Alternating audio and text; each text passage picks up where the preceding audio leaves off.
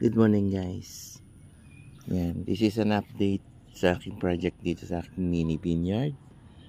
So, habang nag-aantay tayo ng additional materials para sa braces nitong aking trellis, ay nagtanim na tayo ng grape seedlings na binili natin.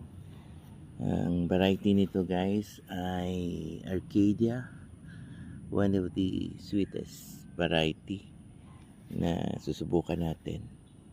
Meron din tayong other varieties, yung Brazilian hybrid na tested na natin. So, guys, yan. Yan, ito magiging trellis niyan. So, hopefully, within the next 2 days, dumating na yung mga additional materials. So, update ko kayo ulit sa susunod na video. See you. Thank you for watching. Bye.